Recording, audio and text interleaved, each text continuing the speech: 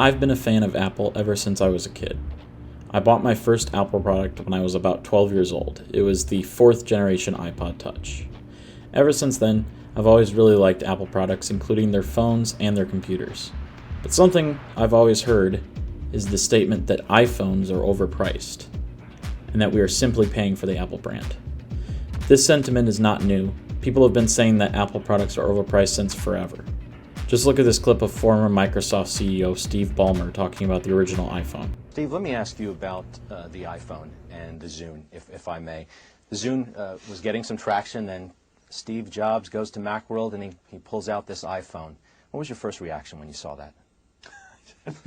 $500 fully subsidized with a plan? I said, that is the most expensive phone in the world, and it doesn't appeal to business customers because it doesn't have a keyboard, which makes it not a very good email machine.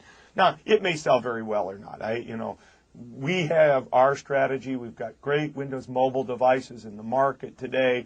You can get a Motorola Q phone now for $99. It's a very capable machine. It'll do music. It'll do internet. It'll do email. It'll do instant messaging. So I kind of look at that and I say, well, I like our strategy. I like it a lot. Now, it's safe to say that this video aged pretty poorly, but everything he said is still being said today. So I wanted to take a look and compare iPhones to the other phones out right now to answer the age-old question, are iPhones actually overpriced? To start, we're going to take a look at the newly announced iPhone 12 Pro Max. With a 6.7-inch Super Retina XDR OLED display and 128 gigabytes of storage, the base price is $1,099. You can also upgrade the storage to 256 gigabytes for $1,199, or 512 gigabytes for $1,399. Now let's compare that to Samsung's closest competitor, the Samsung Galaxy S20 Ultra 5G. This phone has a 6.9-inch AMOLED display, and from what I can tell, currently you can only get up to 128 gigabytes of storage. They have a 512 gigabyte model listed on their website, but it's out of stock. $1,399 just for 128 gigabytes. Now for cameras, the iPhone 12 Pro Max has Apple's Pro Camera Array, which features 3 12-megapixel cameras with ultra-wide, wide, and telephoto lenses. The 12 Pro also features a LiDAR sensor, which will make augmented reality so much better on iPhones. In a recent video with BuzzFeed, Tim Cook talked about how Apple is really trying to make AR great. Tim Cook is very excited about AR. What is the AR use case that's really going to push this technology into our daily lives, other than retail and gaming? The beauty of AR is that you will see uses of it throughout your life. And so if you think back to 2008 when we launched the App Store, a lot of people were saying, oh, this mobile app thing, I'm probably not going to use any of these. And now you can't imagine your life without them. I think that's what will happen to AR. And so I think it'll change the way people shop. It'll change the way that entertainment and gaming is done. It'll change the way that people learn. It'll change education. It'll literally change everything. It'll change the way business is conducted. And the beauty of AR, in my view, is the virtual world then becomes an amplifier of the physical world.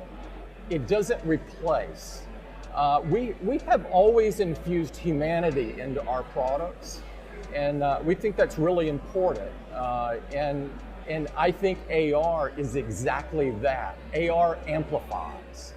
With the LiDAR sensor, you'll be able to place AR objects down almost instantly, and they will be tracked to the surface very realistically. The Samsung Galaxy S20 also has 3 cameras: a 108 megapixel wide lens, a 48 megapixel telephoto lens, and a 12 megapixel ultra-wide lens. Now, some people will instantly say that the iPhone is seriously lacking in the camera department, but as it always is with Apple, there's more to the story than just the specs.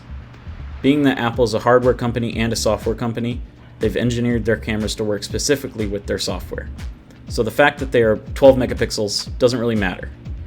iPhone cameras have already shot Hollywood movies such as Steven Soderbergh's Unsane, which was shot entirely on an iPhone 7 Plus. The one thing that I have been able to find where Samsung is slightly beating Apple is that the iPhone 12 Pro doesn't have a 120Hz display, while the Samsung Galaxy S20 does. The This faster display may not matter to a lot of people, but I think Apple really needs to adapt this because at this point it is important to have. Now let's compare the base model iPhone 12 with the Google Pixel 5. The iPhone 12 has a 6.1-inch Super Retina XDR OLED display. With a base storage of 64GB, it starts at $799. The storage can be upgraded to 128GB for $849 or 256GB for $949. The Pixel 5, with a base price of $699, has a 6-inch OLED display and only has a base storage of 128GB, which cannot be upgraded at all. The iPhone 12 has two 12-megapixel cameras with an ultra-wide and a wide lens. The Pixel 5 has a 12-megapixel dual-pixel lens and a 16-megapixel ultra-wide lens. Nothing amazing from either of these when it comes to cameras, but they are definitely still good camera systems. This time both phones are lacking a 120Hz display, however the Pixel 5 has a 90Hz display, which is better than 60Hz like Apple has. One more thing though, Apple has announced the iPhone 12 mini, which has a 5.4-inch display and starts at $699 for 64GB, $749 for 128GB, and 256GB for $849. I believe this is going to be Apple's best-selling iPhone this year because of the price. And unlike the Pixel 5, the storage is upgradable. After seeing this, I think we can safely say that compared to other phones on the market, iPhone is pretty comparable in price. The base iPhone 12 is a little pricier compared to the Google Pixel 5, but the iPhone 12 mini is much closer in price. I don't think you can really say that iPhone is bad or that Android sucks, because it depends on the user. I personally like iPhone more, but I'm always following Android because I like it too. It really just depends on the type of phone experience you're looking for.